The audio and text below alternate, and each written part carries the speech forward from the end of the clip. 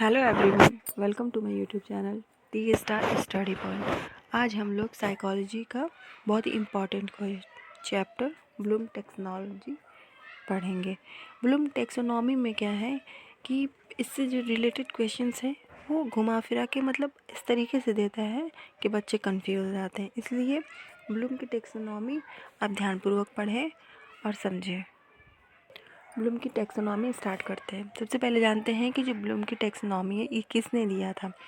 तो ब्लूम की taxonomy Benjamin Bloom ने दिया था। यह एक अमेरिकी मनोवैज्ञानिक थे। ठीक है, एग्ज़ाम में पूछते हैं कि बेंजामिन ब्लूम कहाँ के निवासी थे, तो वो अमेरिका के। ये एक नंबर का ज़रूर पूछता है, निवास से रिलेटेड क्वेश्चन आते ही आते हैं।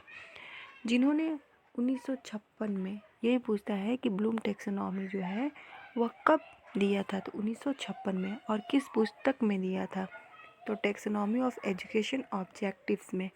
उनकी पुस्तक का नाम क्या था, ब्लूम का टेक्सोनॉमी ऑफ एजुकेशनल ऑब्जेक्टिव्स।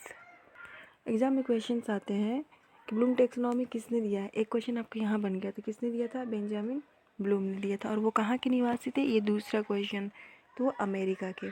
ठीक है, और उन्होंने अपना जो ब्लूम टेक्सोनॉमी है वो कब दिया था, 1956 में। और किस पुस्तक में ब्लूम टेक्सोनॉमी है उसमें रिलेटेड है, कौन सा पुस्तक, तो taxonomy of educational objective. Taxonomy से याद रखिएगा कि टेक्सोनॉमी जिसमें आए वो क्या है, ब्लूम का किताब है टेक्सोनॉमी ऑफ एजुकेशनल ऑब्जेक्टिव्स। मैं उतना ही बताती हूँ जितना कि सवाल के जवाब आपके पकड़ में आए। ठीक है, यहाँ से कई क्वेश्चंस निकल गए। अब आगे बढ़ते हैं। जो ब्लूम टेक्सोनॉमी के नाम से प्रचलित हुआ है, ठीक है, इस वर्गीकरण को दर्शाया। ब्लूम टेक्सोनॉमी में जो क्या है, टेक्सोनॉमी ऑफ एजुकेशनल ऑब्जेक्टिव्स में वर्गीकरण को दर्शाया गया। किस वर्गीकरण को दर्शाया गया, तो शिक्षा से रिलेटेड वर्गीकरण को दर्शाया गया है। देखिए, ब्लूम का शैक्षिक उद्देश्यों का वर्गीकरण। ब्लूम ने जो शिक्षा के उद्देश्य हैं, ठीक है, उसको तीन भागों में बांटा है। और तीन भागों को देखिए कौन सा है, ज्ञानात्मक पक्ष यानी कॉग्निटिव डोमेन, भावात्मक पक्ष अफेक्टिव डोमेन, क्रियात्मक पक्ष साइकोमोटर डोमेन।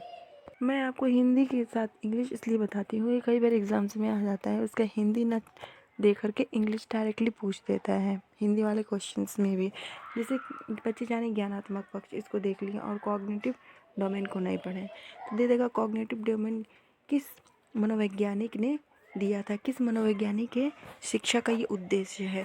तो ज्ञानात्मक पक्ष और कॉग्निटिव डोमेन तो एक ही है, ठीक ना। तो जब दोनों याद रहेगा तो समझ में आ जाएगा कि वो ज्ञानात्मक पक्ष को ही पूछ रहा है। इसलिए साथ हिंदी के साथ साथ इंग्लिश भी याद किया करिए। इसमें तो ये क्लियर हो गया ना कि टेक्सोनॉमी किसने दिया था, ब्लूम का टेक्सोनॉमी। ठीक है, और ये मनोवैज्ञानिक जो थे वो अमेरिका के रहने वाले थे और उन्होंने अपनी पुस्तक टेक्सोनॉमी ऑफ एजुकेशनल ऑब्जेक्टिव्स में दिया था। और फिर कब दिया था, 1956 में। और उन्होंने शैक्षिक उद्देश्यों को तीन भागों में वर्गीकरण किया था, एक ज्ञानात्मक पक्ष, भावात्मक पक्ष और क्रियात्मक पक्ष। क्लियर है इतना। अब नेक्स्ट चलते हैं। ब्लूम की टेक्सोनॉमी का जो पहला उद्देश्य शिक्षा का वो क्या है, ज्ञानात्मक पक्ष। ज्ञानात्मक पक्ष को समझिए, बहुत ही इम्पॉर्टेंट है, VVI, ये एग्जाम में आता ही आता है। ये मानसिक क्षमताओं से संबंधित है। ज्ञानात्मक पक्ष क्या है, ज्ञान से संबंधित। ज्ञान किस में है, मस्तिष्क में मानसिक तौर पे ज्ञान की उपलब्धि होती है। ठीक है, तो ये किससे, ज्ञानात्मक पक्ष किससे संबंधित है, मानसिक क्षमताओं से संबंधित है। इसका उद्देश्य सरल से यानी आसान से, ठीक है, सरल से कठिन और शिक्षण अधिगम के निम्न स्तर को ऊंचे स्तर तक ले जाना है। यानी जो ज्ञानात्मक पक्ष है वह जो शिक्षा का उद्देश्य है वो आसान से कठिन की ओर ले जाता है। ठीक है, जैसे सरल से कठिन यानी आसान से कठिन की ओर ले जाता है। और जो उसका शिक्षा का जो स्तर होता है, शिक्षा के स्तर को निम्न से यानी निम्न से उच्च ऊंचे की तरफ ले जाता है।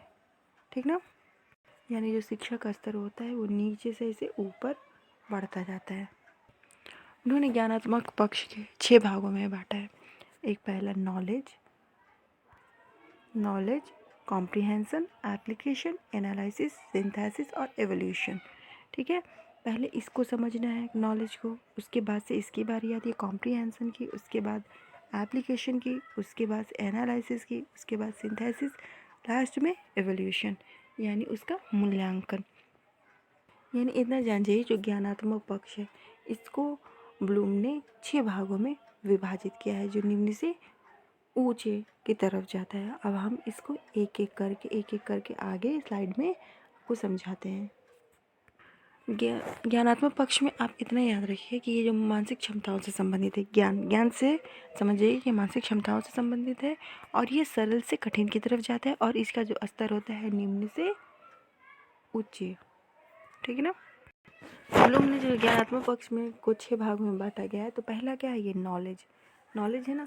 अब देखिए नॉलेज, इसमें बच्चों को जानकारी को याद कराने का, प्रतिस्मरण आदि कराने का प्रयास किया जाता है। यानी कोई चीज़, जैसे आप मान लीजिए कि अगर बच्चे को कैलकुलेटर दे दिया जाए, ये है कैलकुलेटर, इसको दे दिया जाए तो पहले बच्चे को बताएंगे कि ये क्या है, कैलकुलेटर है। अभी आगे इसको नहीं बताएंगे, बस इसको ये ज्ञान कराएंगे कि ये कैलकुलेटर है, इसको जान जाओ कि ये कैलकुलेटर है। बच्चा क्या जाना है अभी अपने ज्ञान में, नॉलेज में, कि ये क्या है, कैलकुलेटर है। फिर उसके बाद से उसको बोध कराया जाता है कि इसमें बच्चा जो ज्ञान कराया जाता है, यानी ये कैलकुलेटर, उसको बताया ये कैलकुलेटर है, इसको बताया जाता है कि इसमें क्या क्या होता है, यानी इसमें जोड़ा जाता है, घटाया जाता है, यानी आप कोई भी गणना कर सकते हैं। तो उसको बोध में क्या हो गया कि उसको ज्ञान हो गया। ठीक है, इसका मतलब समझा दिए उसको। अब जो भी समस्या होगी उसको मैथ से रिलेटेड वो इसमें कर लेगा। अब उसको ये तो बता दिया गया कि इसमें क्या क्या कराया जाता है, इसके अर्थ को समझा दिया गया। अब उसको अनुप्रयोग कराया जाएगा कि इसका प्रयोग कैसे करते हैं। जैसे 2 को 2 से जोड़ेंगे तो कितना होगा, 4 होगा। बच्चा ये भी जान गया कि कैलकुलेटर से हम गणना कर सकते हैं। यानी पहले बच्चों को क्या कराया गया, ज्ञान कराया गया कि ये क्या है, कैलकुलेटर है। फिर उसको बताया गया कि इसमें क्या होता है, जोड़ना, घटाना, गुणा जो भी होता है। फिर उसको प्रयोग करके बताया गया कि ऐसे इसको जोड़ा जा सकता है, ऐसे इसको घटाया जा सकता है। अब जो है बच्चा कैलकुलेटर का इस्तेमाल करना जान गया। अब उसके आगे चलते हैं। जब उसे बता दिया गया कि कैलकुलेटर है, फिर इसको प्रयोग कैसे किया जाता है, फिर इसमें कौन से काम हो सकते हैं, फिर उसका विश्लेषण भी जाया जाता है कि जो तुमने ज्ञान प्राप्त किया उसको आत्मसात करना। फिर उसके बाद से क्या होता है, फिर संश्लेषण की क्रिया आती है। यानी जो ज्ञान प्राप्त किए हो, नया जो ज्ञान नया ही ना उसके लिए है कैलकुलेटर, तो फिर अब उसको ये तर्क देने की क्षमता उसके अंदर आती है कि क्या वो सही है, क्या वो सही कैलकुलेट कर रहा है। ठीक है, उसके बाद से फिर इन सब को देखते हुए पांचों को फिर वह रिज़ल्ट आता है।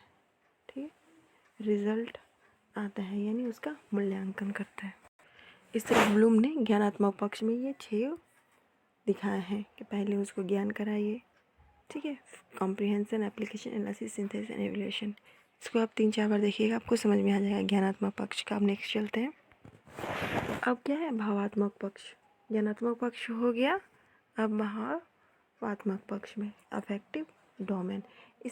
इसमें वे तरीके शामिल होते हैं जिनमें हम भावात्मक रूप से, यानी अपनी फीलिंग्स, जैसे कोई अच्छा काम करता है तो उसकी प्रशंसा करो, तो उसके अंदर क्या होता है, उत्साह जागृत होता है, प्रेरणा मिलती है उसे, यानी उसके फीलिंग्स से रिलेटेड होता है भावात्मक पक्ष। ब्लूम ने भावात्मक पक्ष को 5 भागों में बांटा: आग्रह या ध्यान, अनुक्रिया, आकलन, संगठन, मूल्य का चरित्रीकरण या विशेषीकरण। इसमें क्या होता है, भावात्मक पक्ष ज़्यादा जानने की ज़रूरत नहीं है, बस आप इतना जान जाइए कि भाव से रिलेटेड है। ठीक है, जैसे उसमें भाव में आते हैं प्रशंसा, उत्साह आएगा, प्रेरणा आएगा। और हाँ, इसको याद रखिए कि 5 भागों में बांटा गया है और ये पाँचों को याद करना है। बस इसको देख लीजिएगा, आपका भावात्मक पक्ष क्लियर हो जाएगा, इससे आगे क्वेश्चंस नहीं आते। अब भावात्मक पक्ष के बाद क्रियात्मक पक्ष पे आते हैं। ठीक है, क्रियात्मक पक्ष यानी साइकोमोटर डोमेन। इसमें शारीरिक हलचल यानी शरीर से रिलेटेड, शरीर के अंगों से रिलेटेड इसमें होता है साइकोमोटर डोमेन में।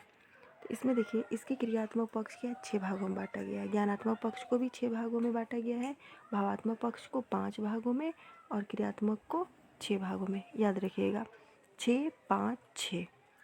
इसका 6 पक्ष में क्या है, पहला सहज क्रियात्मक अंग संचालन, आधारभूत अंग संचालन, शारीरिक योग्यता, प्रत्यक्षीकरण योग्यता, कौशल युक्त अंग संचालन और सुसंबंध या सांकेतिक संप्रेषण। इन 6 को रट जाइएगा, बस इतना ही आता है, उससे उसको डीपली नहीं जाता है, डिटेल से नहीं आता है, बस ज़्यादा क्या आता है, ज्ञानात्मक पक्ष ब्लूम का यही ज़्यादा आता है। इसलिए ज्ञानात्मक पक्ष को आप डिटेल से पढ़िए और बाकी भावात्मक पक्ष और क्रियात्मक पक्ष को बस जान जाइए कितने भाग होते हैं और किससे रिलेटेड है और उसकी कितने भागों में बांटा गया है। क्लियर है? तो ऐसे ही एजुकेशनल वीडियो के लिए मेरे चैनल को लाइक करें, शेयर करें एंड सब्सक्राइब करें और बेल आइकन को दबाना बिल्कुल ना भूलें ताकि लेटेस्ट नोटिफिकेशन आपको तुरंत मिल जाए। तब तक के लिए Jai Hind, goodbye, take care. मिलते हैं नेक्स्ट वीडियो में।